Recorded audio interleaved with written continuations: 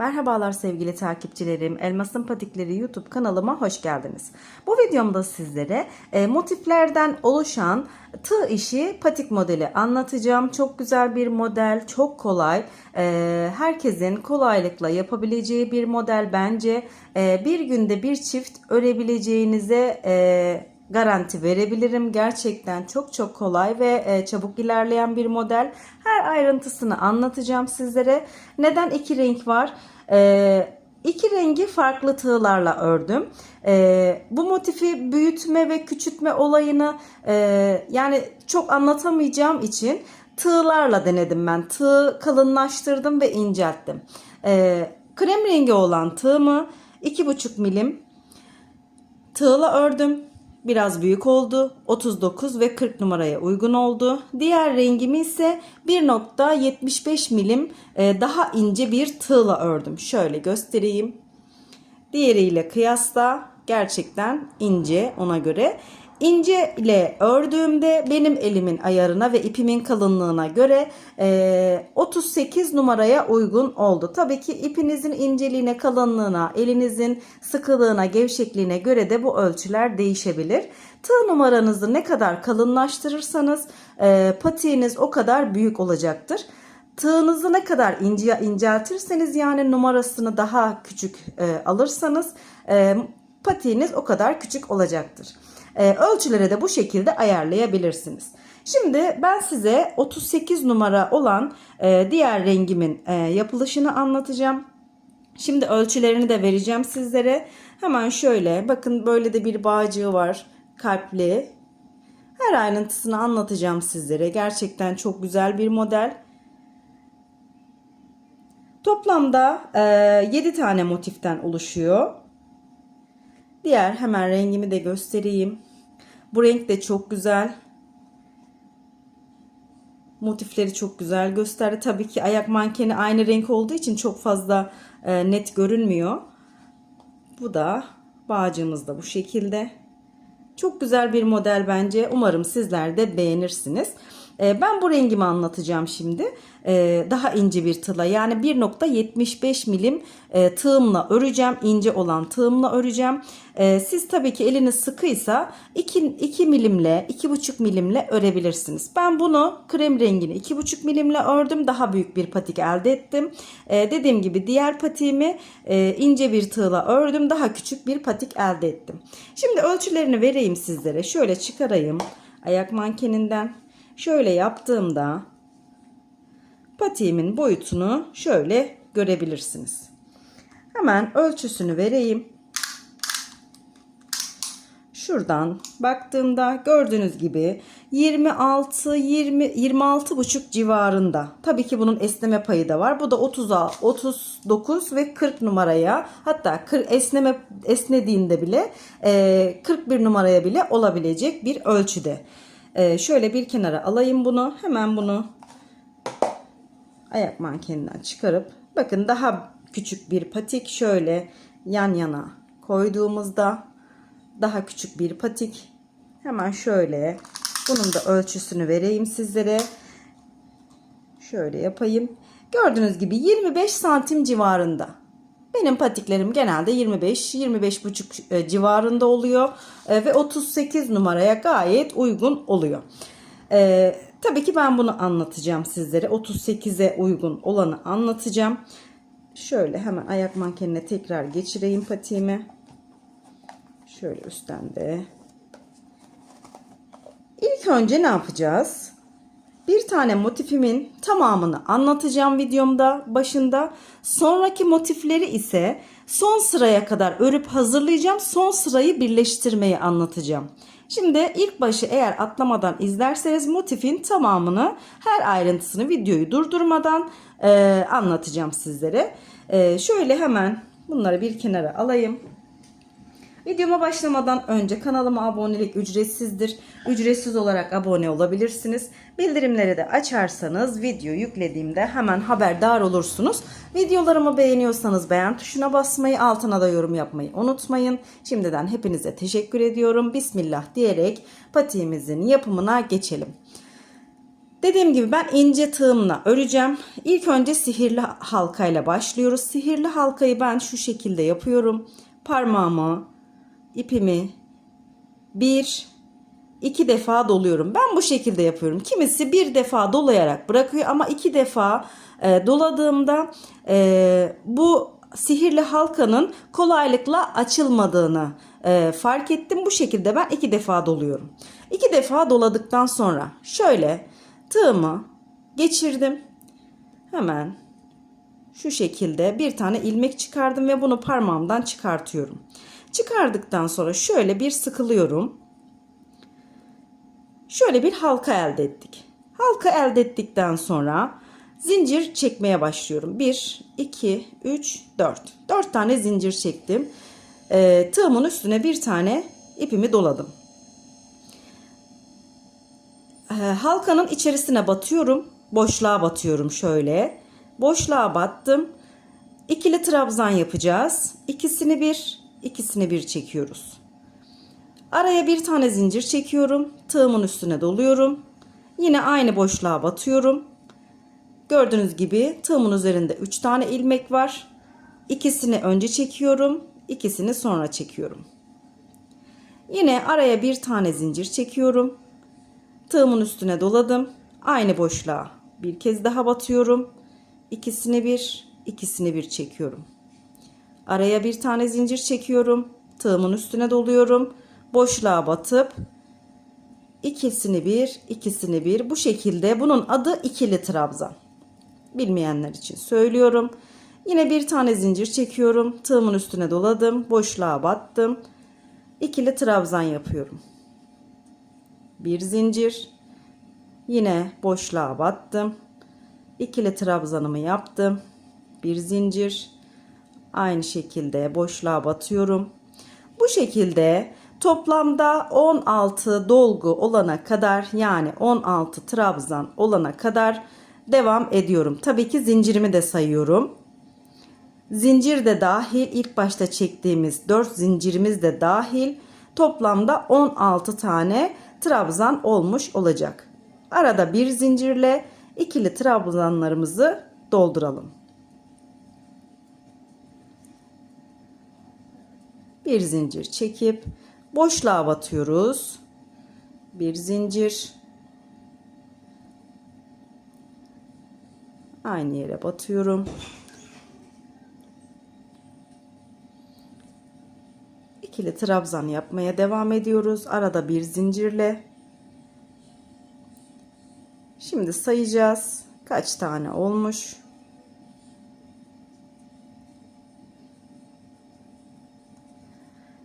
Şuradaki ilk çektiğim zinciri de sayıyorum. 2, 4, 6, 8, 10, 12, 14, 16. 16 tane trabzanımı yaptım şu şekilde. Burada bir zincir çekmiyorum. Yani son 16. trabzanı yaptıktan sonra bir zincir çekmiyorum. Şimdi sihirli halkamı kapatacağım. Gördüğünüz gibi bakın, burada 2 tane ipimiz var. 2 kere dolamıştık çünkü.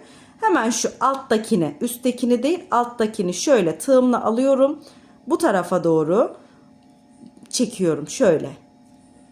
Çektim. Biraz mesafe bıraktım. Şu ipimin ucunu da çektiğimde gördüğünüz gibi sihirli halkamı kapatmış oldum.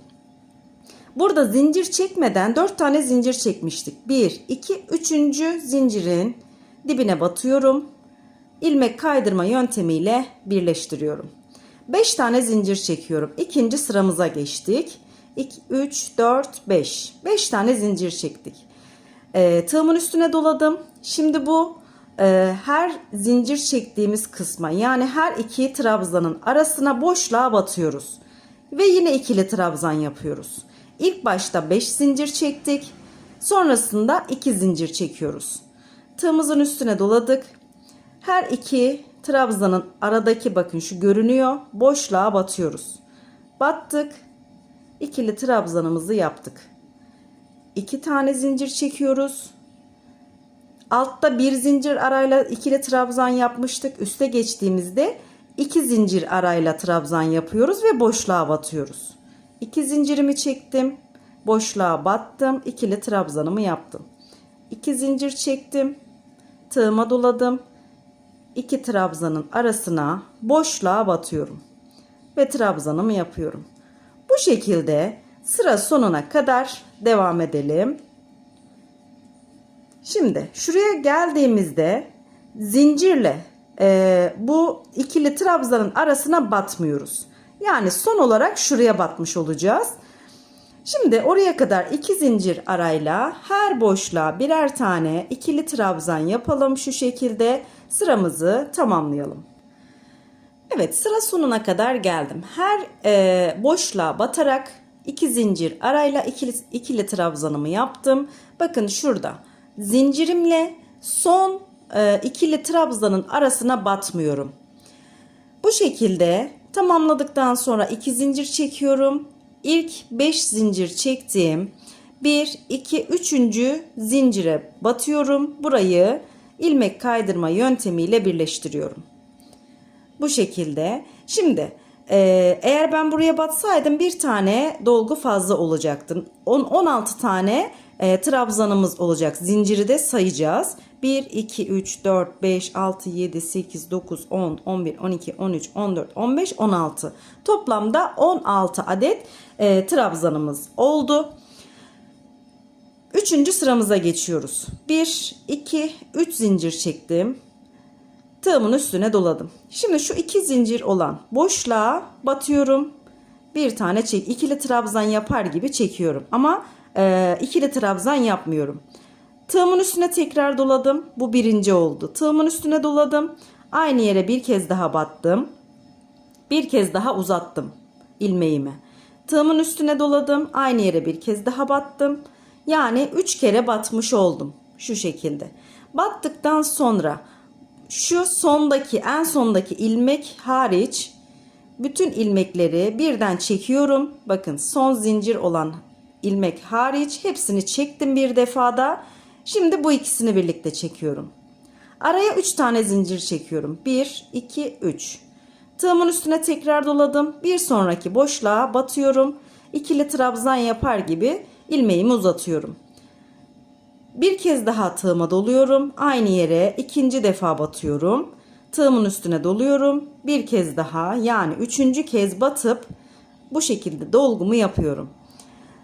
Dediğim gibi şu zincir olan ilmek hariç bütün ilmekleri tek seferde çekiyorum.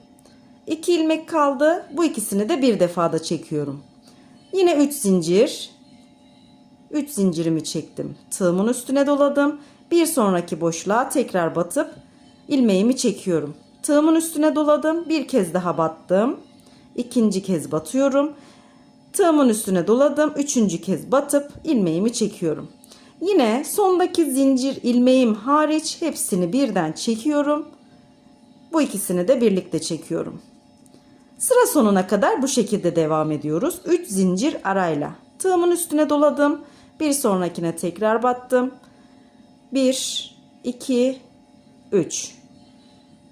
Sondaki ilmek hariç hepsini birden çektim. İkisini de birden çektim. Yine 3 zincir arayla bu şekilde sıra sonuna kadar devam ediyorum. Son dolguya kadar bu şekilde devam edelim. Örgümüzü tamamlayıp gelelim. Sıra sonuna kadar dolgularımı yaptım. Gördüğünüz gibi harika bir görüntüsü var. Son olarak 3 zincirimi çektim ve buraya birleştireceğim. Şu dolgunun tepesindeki bakın 3 zincirden sonra burayı yapmıştık. Hemen onun tepesine şuraya batıyorum. Battım, buraya ilmek çıkardım. İlmek kaydırma yöntemiyle buraya birleştirdim. Şimdi burada ben son sırayı da anlatacağım. Normalde motifimiz 4 sıradan oluşuyor. Diğer motifleri dediğim gibi şimdi tamamını anlatacağım. Diğer motifleri de buraya kadar tamamlayacaksınız. 4. ve son sırasında birleştirmeyi göstereceğim diğer motiflerde. Yani her motifi anlatmayacağım. O yüzden bu defa her sırasını anlattım. 4. sırayı da şimdi anlatacağım. Dediğim gibi diğer motifleri buraya kadar öreceğim. Son 4. sırasında birleştirmeyi anlatacağım sadece. Şimdi 4. sıraya geçelim. Buraya ilmek kaydırma yaptık. Arkasından bu boşluğa batıyorum. Tekrar bir ilmek çıkarıyorum. Yine buraya bir ilmek kaydırma yapıyorum. İlmek kaydırmayı yaptıktan sonra 3 zincir çekiyorum. 1, 2, 3 zincir çekiyorum. Tığımın üstüne doladım. Yine şu alttaki yaptığımız dolgular gibi yapacağız. Tığımın üstüne doladım. Boşluğa battım. 1. Tığımın üstüne doladım. Battım. İlmeğimi uzattım. 2. 3. Yine 3 tane dolgu yaptık. Sondaki ilmek hariç hepsini birden çekiyorum. Bu ikisini de bir defada çekiyorum. Araya 4 zincir çekiyorum. 1, 2, 3, 4. Tığımın üstüne doladım. Aynı yere bir kez daha yapıyorum. Battım, ilmeğimi çıkardım. Tığımın üstüne doladım. İkinciyi çıkardım. Tığımın üstüne doladım. Üçüncü. Hepsini birden çekiyorum. Son ilmek hariç. Bu ikisini de bir defada çekiyorum.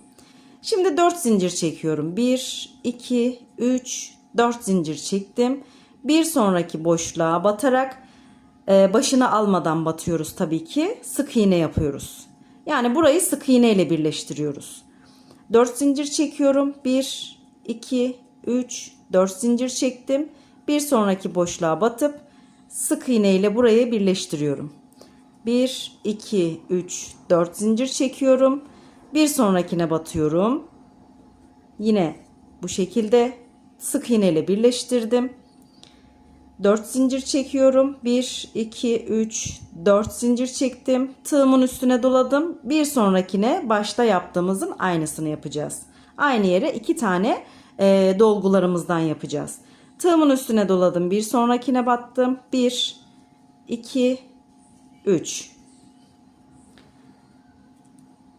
Bir defada çektim son ilmek hariç. Bu ikisini birlikte çekiyorum. 1, 2, 3, 4 zincir çekip tığıma doluyorum. Aynı yere bir kez daha batıp aynı dolgudan bir tane daha yapıyorum. 1, 2, 3.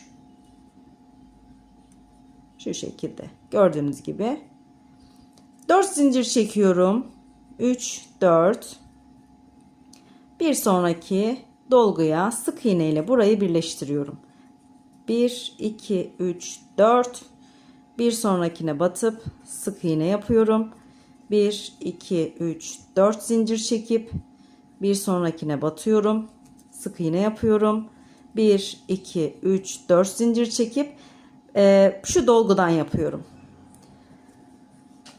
Bir sonrakine battım. 1, 2, 3 tane dolgumu yaptım. Son ilmek hariç hepsini birden çektim. İkisini de birden çektim. 1, 2, 3, 4. Aynı yere bir tane daha dolgu yapıyorum. 1, 2, 3. Şu şekilde yaptık. Yine 4 zincir çekiyorum. 1, 2, 3, 4. Şöyle hemen ipimi dolayayım. Çok dolgu yapıldığı için ip çok sarmak gerekiyor parmağa. Şimdi 4 zincir çektikten sonra bir sonraki boşluğa sık iğne yapıyorum. 1, 2, 3, 4. Bir sonrakine batıyorum. Sık iğne yapıyorum. 1, 2, 3, 4. Bir sonrakine batıyorum. Sık iğne yapıyorum. 1, 2, 3, 4 zincir çektim. Şimdi dolgu yapıyorum. Başını aldım. Bu şekilde ilmeğimi çıkardım. 1, 2, 3. Burası anlaşılmıştır diye düşünüyorum. 2, 3, 4 zincir çekiyorum. Tığımın üstüne doladım. Aynı yere bir kez daha dolgu yapıyorum. 2, 3. Şu şekilde çekiyorum 2 defada. 1, 2, 3, 4. Bir sonrakine batıyorum. Sık iğne yapıyorum. 1, 2, 3, 4 zincir çekip bir sonrakine batıp sık iğne yapıyorum. 1, 2, 3, 4 zincir çekiyorum. Bir sonrakine batıp sık iğne yapıyorum. 1, 2, 3, 4 zincir çekip şimdi burayı birleştiriyoruz. Şu 3 zincir çekip dolgumuzu yaptığımızın tam tepesine batıyorum. İlmek kaydırmayla burayı birleştiriyorum. İlmek kaydırmayla birleştirdim. Bir tane de zincir çekelim ve ipimizi keselim. Motifimiz bu kadar. 4 sıradan oluşuyor. Şimdi sihirli halka açılmasın diye ne yapmamız gerekiyor? Ben arkasına şöyle çeviriyorum. Hemen dolgunun bir telini alıyorum. Şu şekilde. Buraya bir tane böyle zincir çekiyorum, ipimle sıkıştırıyorum. Ve dolguların bir telini alarak ipimi arasına çekip ipimi hemen temizliyorum. Şu kestiğim ipimi de şu şekilde, bakın arkası bu arka yüzü. Şöyle bir teline batıyorum. Bunu da arkaya böyle bir zincir çektim şöyle. Yani arka tarafa indirmiş oldum şöyle. Şimdi bu dolguların içerisine şöyle battım. Tığımı ipi içerisine çekmeyi gösteriyorum sizlere. Temizlemeyi nasıl yaparız? Bu şekilde çektim. Şimdi şöyle çevirdim. Bu defa buradan tığımı bu tarafa doğru alıyorum. Bir ilmek bırakıyorum. Tekrar tığıma ipimi aldım. Bu tarafa doğru çektim. Şöyle de sıkıladım. Artık buradan sökülmesi ve dışarı çıkması imkansız. Bu şekilde yapıyorum ben. Arkasını temizlemiş oluyorum. Şimdi ikinci motifimizi 3. sıramıza kadar yapalım. 4. sıramızı yaparken birleştirmeyi göstereceğim sizlere. İkinci motifimizin de 3. sırasına kadar ördük. 4. sırayı birlikte yapacağız ve birinci motifimize birleştireceğiz. Şimdi burada ilmek kaydırmayla birleştirdim ve ne yapıyorduk? Bir sonraki boşluğa batıp yine bir ilmek kaydırma yapıyoruz. 3 zincir çekiyorum. Tığımın üstüne doluyorum. Buraya bir tane dolgu yapıyorum. Yani şu alttaki dolgudan. 1, 2, 3 tane battım. Hemen şöyle dolgumu yaptım. 1, 2, 3, 4 tane zincirimi çektim. Tığımın üstüne doladım. Aynı yere bir kez daha batıyorum. 2, 3 tane dolgu yaptım. Hepsini birden çektim ve sonra ikisini birden çektim. 1, 2, 3, 4 zincir. Bir sonraki boşluğa batıp sık iğne yapıyorum. 1, 2, 3, 4 zincir çekip bir sonraki boşluğa sık iğne yapıyorum. 1, 2, 3, 4 zincir çekip yine bir sonrakine batıp sık iğne yapıyorum. Şu şekilde 1, 2, 3, 4 zincir çekip tığıma doladım. Dolgu yapıyorum. 1, 2, 3. Dolgumu yaptım. Şimdi burada birleştirmeye başlıyoruz. 2 zincir çekiyorum. Birinci motifimi ters olarak çeviriyorum. Tersi çevirdikten sonra bakın 1, 2, 3. 3 köşesini birleştireceğim. Yani şuradan fark etmez hangi köşesinden başlarsanız başlayın. 1, 2, 3 bu şekilde birleştireceğiz. Şimdi motifimi aldım. 2 tane zincir çektim. Şu ikili olan dolgunun ortasındaki 4 zincir olan kısma boşluğa batıyorum. Buraya ilmek çıkardım. İlmek kaydırma yaptım. 2 zincir çekiyorum. Çektikten sonra şimdi buraya bir tane daha dolgu yapıyorum. Bir tanesini yapıp buraya birleştirdik. Şimdi 2 zincirle buraya birleştirdik. 2 zincir çekip tekrar buraya bir tane daha dolgu yapıyorum. 1, 2, 3. Şöyle dolgumu yaptım. 4 zincir çekiyorum. 1, 2, 3, 4. Bir sonraki boşluğa batıyorum. Sık iğnemi yapıyorum. 2 zincir çekiyorum. 2 zincir çektikten sonra şimdi şu her iki dolgunun şöyle göstereyim. Her iki dolgunun arasındaki şu iki taneye birleştirme yapacağız. Şuralara değil. 2 zincir çektim. Bakın şu dolgunun şurasındaki değil, bu ortadaki olana. Buraya batıyorum. İlmek çıkarıyorum. Bir sonraki tığımdaki ilmeğin içerisinden geçirdim. Yani ilmek kaydırma yaptım. 2 zincir çekiyorum. Çektikten sonra hemen bir sonraki, bakın şu bitmemiş olan motifimin bir sonrakine batıp buraya sık iğne yapıyorum. Yani şöyle birleştirmiş oldum. 2 zincir çekiyorum yine. Bitmiş olan motifimin bir sonrakine şuraya batıyorum. İlmek kaydırmayla birleştiriyorum. 2 zincir çekiyorum. Hemen bitmemiş olan motifimin bir sonraki boşluğuna batıp sık iğne yapıyorum. Şu şekilde gördüğünüz gibi bir tane şu dolgulara birleştirdik. 2 tane de şuraya birleştirdik. Şimdi buraya battıktan sonra 4 zincir çekiyorum. 1, 2, 3, 4 zincir çektim. Bir sonraki köşemizi yapacağız. Dolgularımızı yani. 4 zincirden sonra bir sonraki boşluğa battım. Dolgumu yapıyorum. Yaptıktan sonra 2 zincir çekiyorum.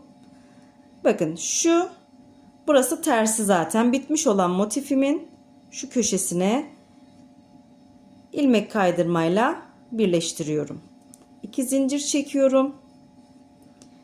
Tığımın üstüne doladım. Aynı yere bir kez daha dolgu yapıyorum. 1, 2, 3. Dolgumu yaptım. Hepsini birden çektim. Son ikisini birden çektim. 4 zincir çekiyorum. 3, 4. Bir sonraki boşluğa batıyorum. 2 zincir çekiyorum. Şöyle yapıyorum. Bu defa burayı birleştireceğim. Bakın şu dolgunun olduğu kısım değil, şuraya. Şu gördüğünüz ortadaki 2 dörtlü zincirlere batacağım. Birincisine batıyorum. İlmek kaydırmayla birleştiriyorum. 2 zincir çektim. Bir sonraki boşluğa batıp sık iğnemi yaptım. 2 zincir çekiyorum. Bitmiş olan motifimin bir sonrakine şöyle ilmek kaydırmayla birleştiriyorum. 2 zincir çekiyorum. Buraya bir sonrakinin içerisine batıp sık iğnemi yapıyorum. Şimdi 4 tane zincir çekiyorum. 1, 2, 3, 4. Tığıma doladım. Bir sonraki boşluğa batıp köşemi yapıyorum. Yani dolgularımı yapıyorum burada. 2, 3. Şöyle. Şimdi burada 2 zincir çekiyorum yine. Son olarak buraya birleştiriyorum. 2 zincir çekiyorum. 2 zincir çektikten sonra bir kez daha aynı yere batıp dolgumu yapıyorum. Gördüğünüz gibi 3 köşeyi birleştirdik ve burun kısmını yapmış olduk. Burası patiğimizin burun kısmı. 1, 2, 3, 4 zincir çektim. Bir sonrakine batıp sık iğne yapıyorum. 4 zincir çekiyorum. 2, 3, 4 zincir çekip bir sonraki boşluğa batıp sık iğne yapıyorum. 1, 2, 3, 4 zincir çekip bir sonrakine batıyorum. 1, 2, 3, 4 zincir çekip ilk yapmış olduğum dolgunun tepesine batıp ilmek kaydırmayla burayı birleştiriyorum. Ve ipimi biraz uzun bırakarak kesiyorum. Gördüğünüz gibi şöyle bir görüntüsü oldu. Burası patiğimizin burun kısmı. İplerimizi de her motifi ördükten sonra biraz önce gösterdim. Temizleyelim. Patiğimiz ilerledikçe zaten kolaylık olacaktır. Bittikten sonra ip temizleme işiniz olmayacak. Her motifi ördükten sonra ipleri temizlemeyi unutmayın. Üçüncü motifimizin 3. sırasına kadar örelim. 4. sırada yine birleştirme kısmında görüşelim. Evet, 3. motifimizi de 3. sırasını tamamladık. 4. sıraya geldik. Ben ilmek kaydırmayla hemen yan tarafa aldım. 3 zincirimi çektim. Dolgumu yapıyorum buraya. 4 zincir çekiyorum. Yine aynı yere bir dolgu daha yapıyorum.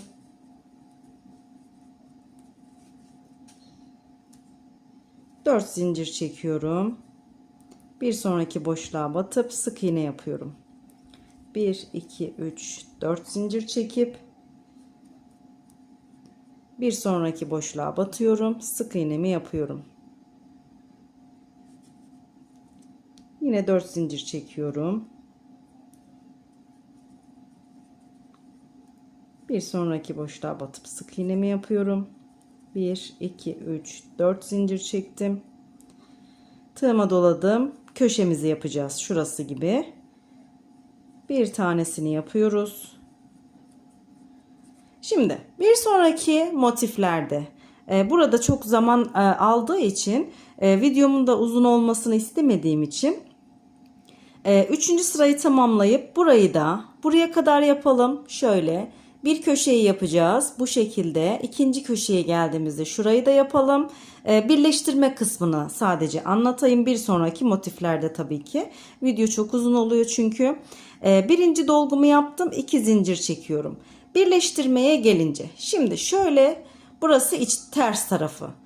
Ters tarafından birleştireceğimiz için burası patiğimizin burun kısmı. Motifimizi nereye yerleştireceğiz? Şöyle çevirdiğimde bakın 1 2 3.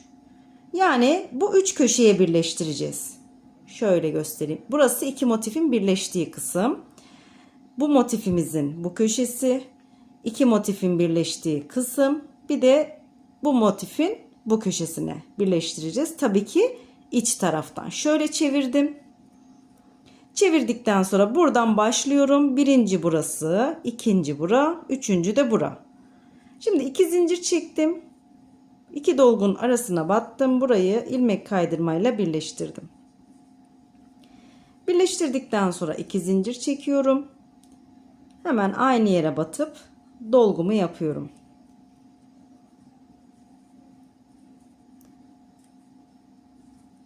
Battıktan sonra 1 2 3 4 zincir çektim. Bir sonraki boşluğa batıp sık iğnemi yapıyorum. 2 zincir çekiyorum. 2 zincir çektikten sonra hemen şuraya bakın ters kısmı motifimizin şurasına batıyorum. İlmek kaydırmayla birleştiriyorum. 2 zincir çekiyorum. Bu motifimin bir sonraki boşluğuna batıp sık iğne yapıyorum. 2 zincir çekiyorum. Diğer tarafın yani bitmiş olan motifin şu kısmına batıyorum. İlmek kaydırma yapıp 2 zincir çekiyorum. Bir sonraki boşluğa batıyorum burada motifimde. Şimdi 4 zincir çekip köşemi yapacağım. 4 zincir çektim. Bir sonraki boşluğa batıyorum. Dolgumu yapıyorum. 2 zincir çekiyorum. Gelelim şu kısma. Bakın iki motifin birleştiği kısım. Yani şurası ilmek kaydırma yaptığımız kısım. Burada şöyle hemen bu kaydırmanın iki teline şöyle battım. Yine buraya bir ilmek kaydırma yapıyorum. 2 zincir çekiyorum. Tığıma doladım. Aynı yere batıp dolgumu yapıyorum. Bu şekilde çektim. 1 2 3 4 zincir çektim. Bir sonrakine batıp sık iğnemi yaptım. 2 zincir çekiyorum. Şimdi şurayı birleştirdik. Bakın. Şimdi buraya birleştireceğiz. Şu aradaki iki tane olan şu kısma batıyoruz. Önce buna batıyorum. İlmek kaydırmayla birleştiriyorum. 2 zincir çekiyorum ve bitmemiş olan motifimin bir sonrakine batıp sık iğnemi yapıyorum. 2 zincir çekiyorum. Hemen arkadaki bir sonrakine batıp ilmek kaydırmayla birleştiriyorum. 2 zincir çekip bitmemiş olan motifimin bir sonrakine batıyorum. Sık iğnemi yapıyorum. 4 zincir çekiyorum. Hemen buraya bir sonrakine batıp dolgumu yapıyorum. 2 zincir çekiyorum. Son olarak buraya birleştiriyorum. 2 zincir çekiyorum. Aynı yere ikinci dolgumu yapıyorum.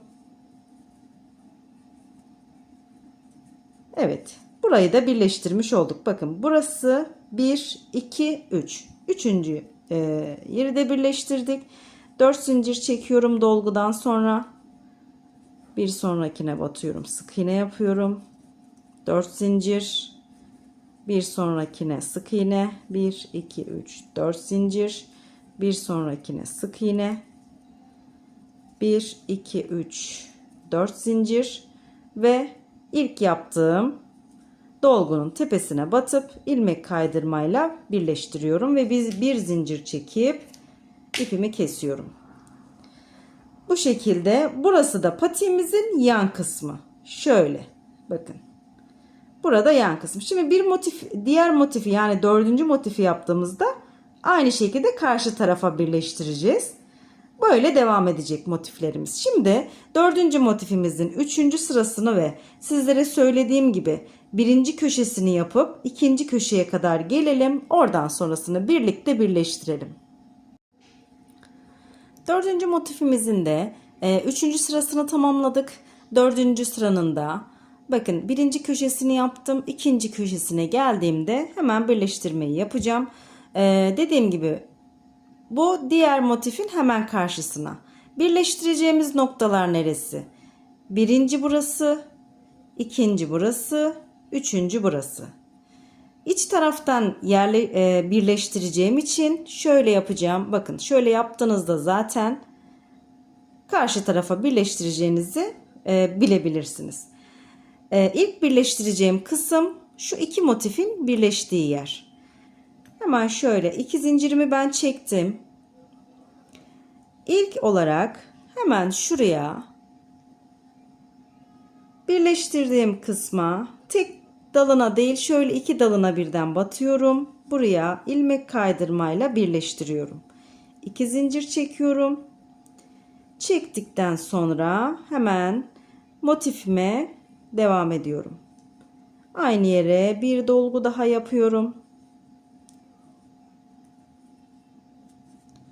4 zincir çekiyorum. Bir sonraki boşluğa batıp sık iğne yapıyorum. 2 zincir çekiyorum. Hemen birleştirdikten sonra şu kısma, şuraya birleştiriyorum. İlmek kaydırma yapıp 2 zincir çekiyorum. Bu defa buraya batıyorum. Bir sonraki boşluğa batıp sık iğnemi yapıyorum. Yine 2 zincir çekiyorum. Bir sonrakinin içerisine batıp ilmek kaydırma yapıyorum. 2 zincir çekiyorum. Motifime gelip bir sonraki boşluğa batıyorum. Sık iğnemi yapıyorum. 4 zincir çekip köşemi yapacağım. Birinci dolguyu yapıyorum hemen. 4 zincir çektikten sonra dolguyu yaptım. 2 zincir çekiyorum. Hemen şu köşeye. Bakın zaten devamında görebilirsiniz. Buraya hemen batıyorum. 2 dalına birden ilmeğimi çıkarıp ilmek kaydırma yapıyorum. 2 zincir çekiyorum. Bir tane daha dolgu yapıyorum aynı yere. Burası köşemiz tabii ki. 4 zincir çekiyorum.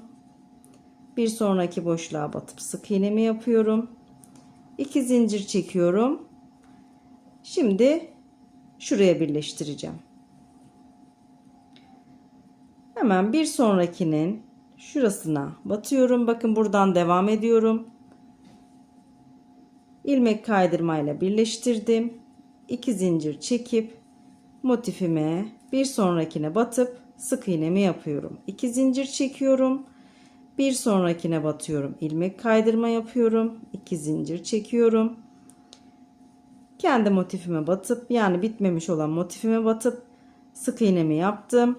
Köşeyi yapacağım şimdi. 4 zincir çekiyorum. Bir sonraki boşluğa battım. Dolgumu yapıyorum. 2 zincir çekiyorum. Son olarak hemen şuraya batıp ilmek kaydırmayla birleştiriyorum. 2 zincir çekiyorum. Motifime devam ediyorum. Şöyle aynı yere batıp dolgumu yapıyorum. 1 2 şöyle teline de battık. Dolgumu yaptım. Artık birleştirme kısmı bitti. Son kalan kısmı yapacağız. 4 zincirimi çekiyorum. Bir sonraki boşluğa sık iğnemi yapıyorum. 4 zincir çekiyorum. Bir sonraki boşluğa batıp sık iğnemi yapıyorum. 4 zincir, sık iğne birleştiriyorum. Yine 4 zincir ve son olarak ilk başladığım dolgunun tepesine batıp ilmek kaydırma yaparak bir zincir çekiyorum ve ipimi kesiyorum. Evet. Şöyle yaptığımda patiğimin her iki tarafını tamamlamış oldum. Artık buradan sonra şekillenmeye başladı. Burası patiğimin ön yüzü olacak. İsterseniz burayı yaparsınız, isterseniz bu tarafı yaparsınız. Hiç fark etmez. Arkası, önü yok. İstediğiniz gibi buraya da birleştirebilirsiniz motifi, buraya da birleştirebilirsiniz. İstediğiniz gibi yapabilirsiniz. Şimdi ben iki partta yüklemeye karar verdim. Çünkü videolarım çok uzun oluyor ve hala 3 tane motifim var birleşecek ve bilek kısmındaki bağcığımız var. O yüzden şimdi buraya kadar birinci part olarak yükleyeceğim. Diğer kalan 3 motif ve bağcık kısmını da ikinci partta yüklemeyi düşünüyorum. Yani çünkü her motif 5-6 dakika ya da 7-8 dakika sürüyor. O yüzden çok fazla uzun oluyor videom. O yüzden buraya kadar bir part oldu. Buradan sonrasında bir part olarak yükleyeceğim. Yani videonun ortasında karar verdiğim için kusura bakmayın. Çünkü çok uzun oluyor video. Yüklemesi de benim için sıkıntı olacak. O yüzden buraya kadar tamamladık. 4 motifimizi birleştirdik. Geriye kalan 3 motif ve bağcık kısmını da ikinci partta anlatacağım. Şu şekilde. Çünkü buranın da her ayrıntısını anlatmak istiyorum. Evet, bu şekilde birinci partın sonuna geldik. İkinci partta görüşmek üzere. Hoşça kalın.